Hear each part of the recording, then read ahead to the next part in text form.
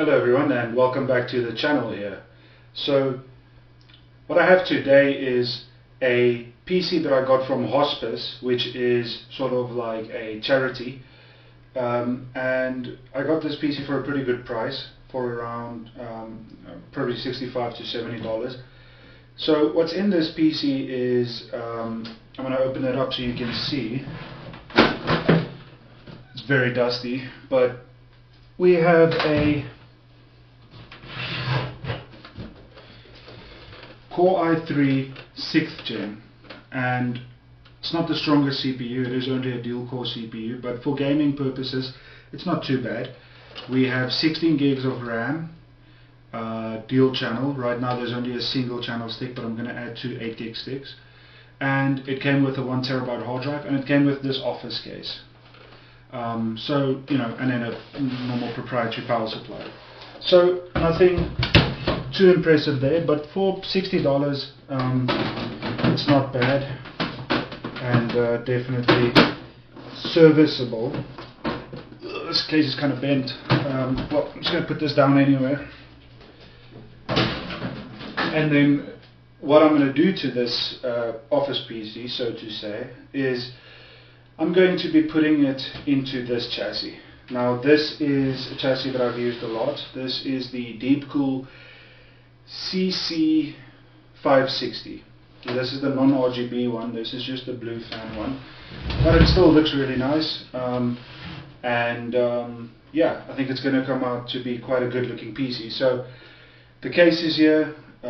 For the power supply we have one already, the one that's in it, and then for the graphics card I'm going to be using a GTX MSI Ventus OC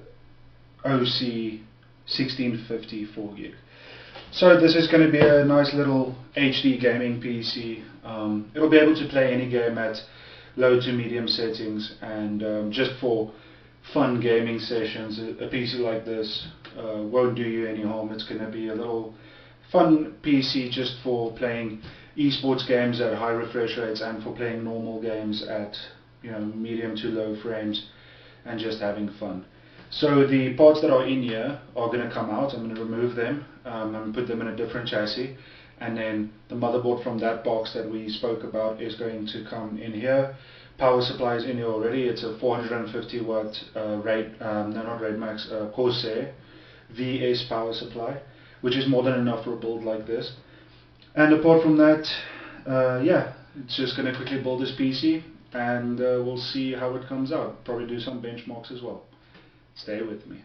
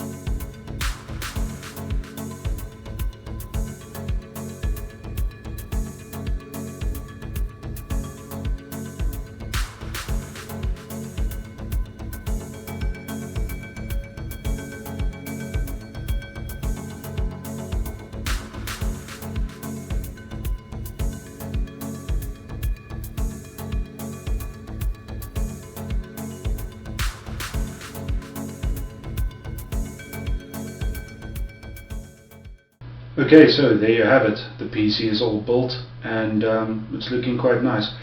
The power supply is a 450 watts and it's more than enough to supply power to the GTX 1650 and the 6th gen i3 plus the 16 gigs of RAM that we have in here. So that power supply is going to be more than sufficient for these components. I think the motherboard and the 1650 both are a little bit more small form factor than the case itself. I don't know how well you can see them, but they are a little bit small in there, but they don't look too bad.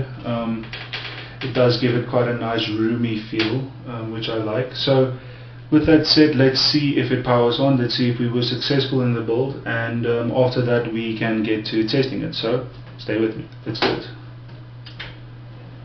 Oh yeah, that looks quite nice. So you have the sort of deep cool blue light at the front and at the back. And for a little mid-range build, this is looking quite nice. I think this is going to be a joy to play on. Let's do it. You know, the PC is running relatively cool. I would wager it's about 60 to 70 degrees right now on the component dies. So yeah, I mean this seems to be running quite smoothly. It's running at HD medium settings, and the parts that we have in here is that i3 6th gen. We have the 1650 Super, which is a 4 gig card, and we have 16 gigs of RAM. I wanted to get two 8 gig sticks, but I didn't have any apparently, so I just used a single channel 16 gig stick. And then the case is of course the CC560 from Goodwill. In terms of the power supply, we have a 450 watt Corsair unit, Corsair VS. So it's a relatively good power supply. For a system like this, it's more than enough power. And I think overall this is quite a balanced system. Maybe the CPU is a little bit slow, but it is what I had on hand, so it is what I'm using.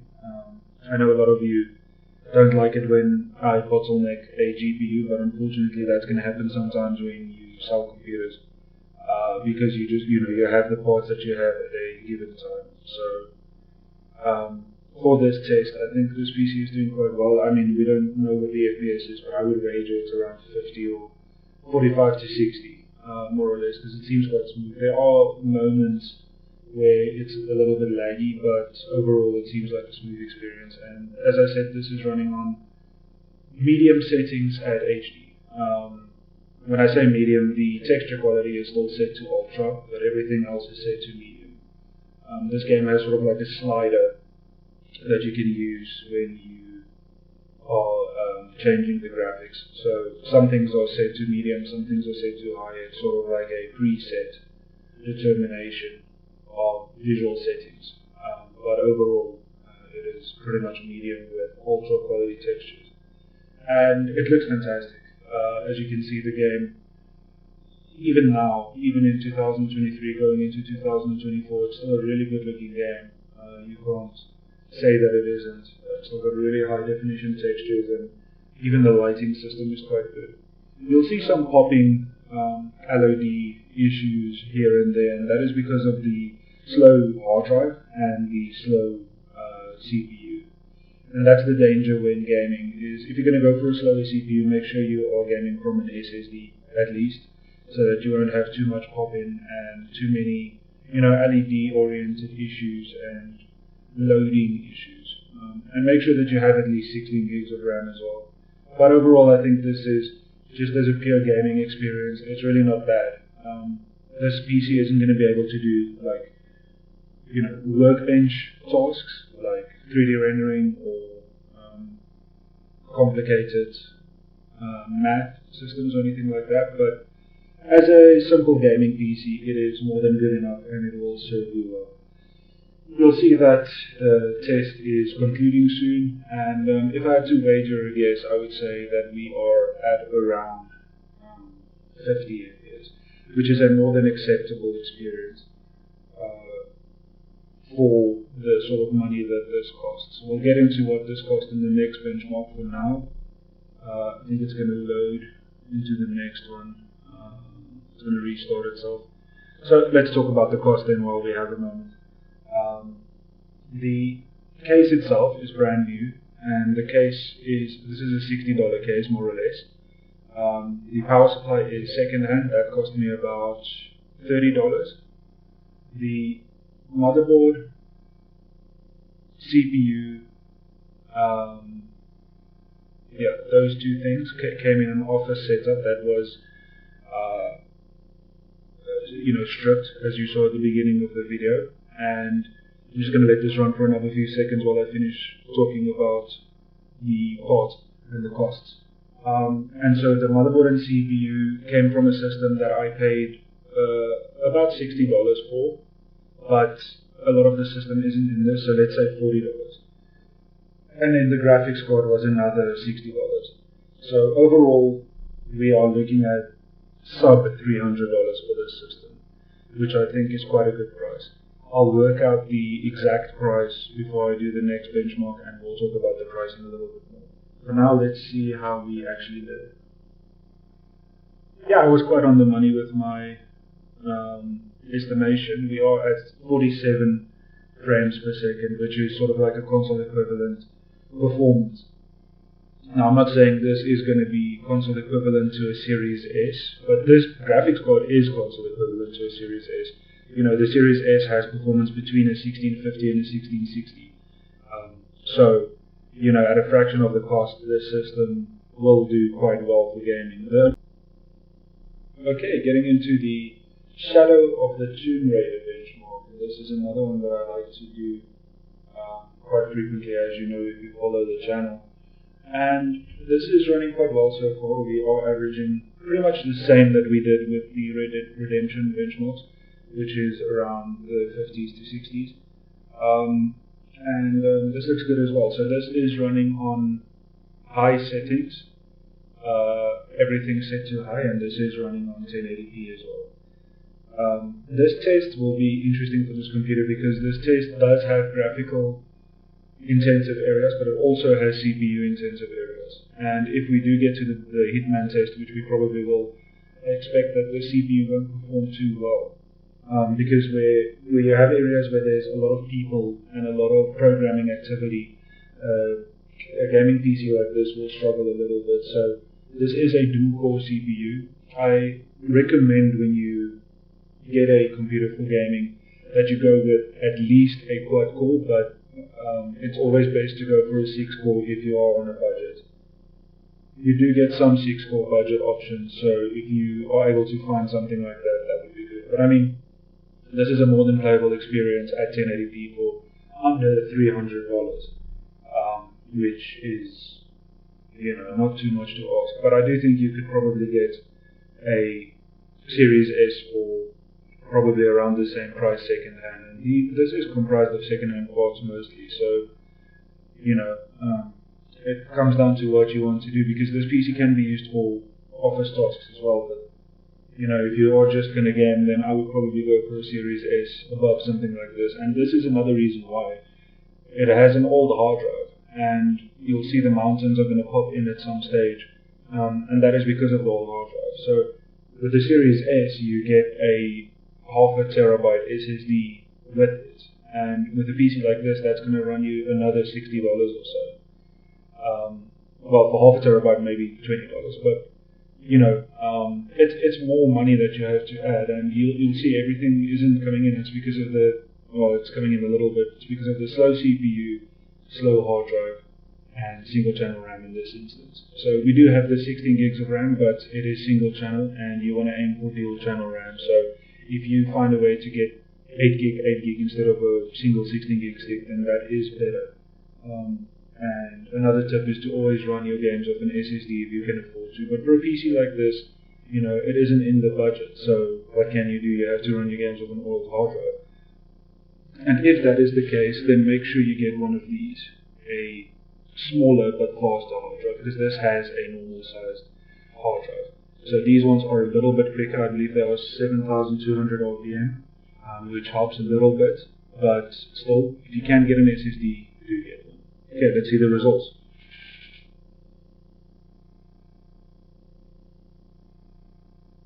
Well, eventually.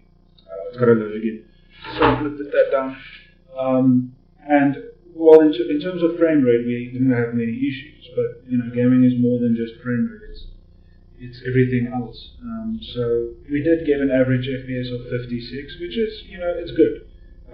It's what you would want, and that's fine. But like I'm saying, gaming is more than just frame rate. It is the whole experience, and you're going to get long loading screens with a PC like this, and you are going to get pop-in. So if you are okay with that, then $300 will do. Otherwise, you should probably go for a Series S. With that said, let's do another CPU heavy test. Let's take a look at a Hitman. Okay, getting into the Hitman benchmark, and like I said, this is a little bit more of a CPU intensive benchmark, and so this computer might struggle a little bit, and you can already see a big fluctuation in frame rate. Now I know the frame rate is very small and the camera is a little bit blurry, but it is at about 60, but it goes from 40 to 60, so it's a much more jittery experience. And while the graphics card can handle this, the CPU is struggling a little bit. So what I want to say is, with a PC like this, two things that you need to consider. If you can get a PC like this, but you can upgrade it to at least the i5 version of the CPU, so in this case I'm talking about a 6th gen CPU. If you can get the i5, that'll make a big difference, because you'll have 2 more cores and I believe 4 more threads. I'm not sure on that, but let's say it is 4-core 8 thread, and you get a 1TB or a 512 gig SSD to run your games off of. That's going to make a massive difference, and you'll go from a jittery experience with the same graphics card to a smooth and a lot more solid experience with no pop-in. So if you are able to do that, if you're able to spend the extra maybe $100 that would cost, then I would say you should probably do that. Now, with that said, this is performing along the same sort of lines as the previous test. We are at 47 average, which is not a bad result for a PC like this. But again, the same issues. You're going to have lag spikes with a CPU like this and running off an old hard drive. So it's not bad, but it's not excellent. With that said, let's move on. Okay, getting into Doom Eternal, and we are running this on ultra settings on HD. This is a little bit later in the first level of the game, so we are not in an interior, so this is a good example of what an exterior's performance will be, and we are getting around 60 FPS, which is a little bit low, but for ultra settings it's not bad because it does look very good. So it's I wouldn't call it bad, but when we get to an interior, we'll see if it's a little bit better. There is a little bit of stutter, but nothing too much. And the frame rate is around that 60 mark for the most part. So, a pretty good result. I'm not going to say it's not a good result. I'm not going to say it's not playable, because it is more than playable. 60 FPS is baseline these days, but for such a cheap system, I do think it is acceptable. Now, we are still outside. Let's see if I can play it so we do get inside. I like the rocket launcher for the shotgun. I don't like the automatic shotgun too much. One of those guys.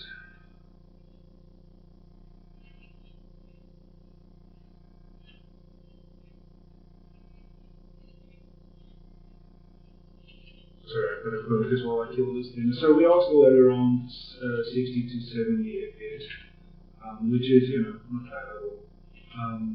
But it's not exactly high refresh rate, if I can put it that way. But if you do prefer a high refresh rate experience, then I would say put the settings on medium and rather play it that way, because this is on ultra, and while it does look good, it isn't the most high refresh rate experience, I would say, but it does look good, which does matter to most people. So it really depends on what your preferences are, I would say. But this does look and feel good, and in some areas we are getting up to 100 frames, especially in interiors, and in some areas we are at around 60 frames. Right now we are at around 70, And you'll see here the CPU is struggling a little bit if you look at the top baseline there. So, again, if you were to upgrade the CPU to at least a 4-core CPU, that would make a massive difference. And again, the hard drive, that's not going to affect your frame rate, but it is going to affect your loading times and how smooth the game feels to an extent, as well as your copying that you will see in some scenes. I'm just trying to get to an interior area, but I'm not sure if there is any interiors close by. I haven't played this in a while. But let's see. This game is still so fun to play. That is a big boy. Look at that. I think it's a whole citadel. That's cool. This game is really fun to look at as well. So anyway, in terms of performance, we are just like sort of running around 60 for the most part now. And I think for the amount of money that you pay, that is probably what you can expect. And I do think that is what you'll get from a Series S as well, running in the same settings. But it will be a smoother experience, which does, like I said, does matter to most people. I'm not sure where to go. Just trying to get to an interior, but it's a little bit confusing. I haven't played this in such a long time. Maybe I should go over here. Let's see. So yeah, not too much more to be said. It is definitely an acceptable experience, as I've said, but it is not the fastest or smoothest experience. Okay, so I think we're going to go back and open that door, and then we'll be in an interior and we can see what the interior performance is like, because the beginning of the game does run a lot better, just because it is interior. Not that this is running terribly, but we have gone down to about 50 to 70. And did you see the load there, the character copying as well? It's because the CPU just doesn't have the power to preload all these things. The graphics card itself is struggling, the CPU is struggling. And even here, we are still just, around that 60 to 100 mark, which again is acceptable, but it isn't exactly a high refresh rate. So if you do buy a PC like this, it would probably be wise to get a similar GPU to this as well. I might die here.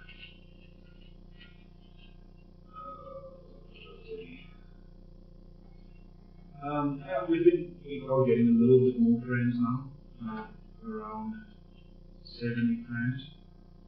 And, but with a CPU like this, it also matters how many enemies are on screen, how many humans. With a CPU like this, that does make a big difference.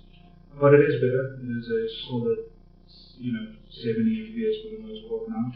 And, you've seen me playing. It's definitely a fun experience. I'm not going to say that it's too laggy to enjoy, because that isn't true. It's been fun to play. I've been playing for like 10 minutes and I haven't had any issues. It's definitely been fun and been responsive, but it can be a lot better, is all that I'm saying. So if you are someone that's happy with 60 FPS gaming, this might be the system for you, and you might be able to build something similar for a similar price. So with that said, let's finish off and talk about the system and talk about the performance.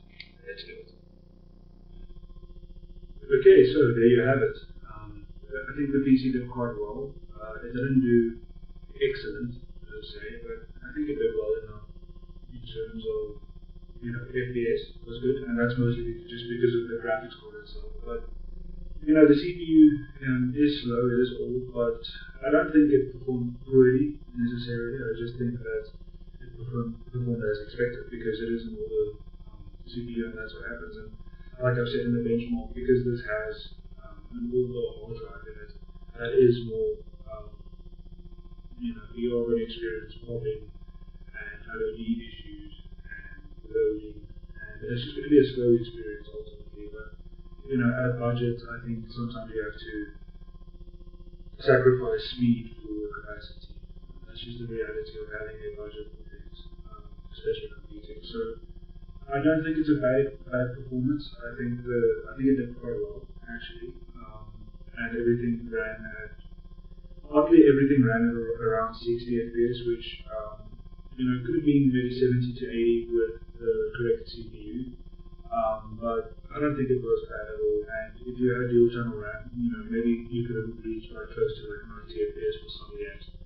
But at the end of the day, if you're not over 100 FPS, then you might as well be at 60 FPS. I know that sounds silly, but for the amount of money that this costs, that's just the reality. And that is also what you're going to get with a Series S, as I mentioned. So this does make less sense than a Series S for gaming, but if you do need to do other tasks, then this might be the better option. It just depends on what you need and what you like as well. So with that said, I think it performed quite well. We'll call this a 60 FPS budget HD mid-settings game. So that's what this PC is and that's what it does. I think it did quite well, like I've said, and I'm not disappointed, especially for the budget. This was right around $300, a little bit lower. So yeah, pretty happy with the results. So with that said, thanks for watching. Let me know if you like the content. I'm working on getting some new hardware for the channel, getting the sound quality a bit better, and just increasing the performance and quality of the videos overall. So thanks for watching. Hope to see you in the next one.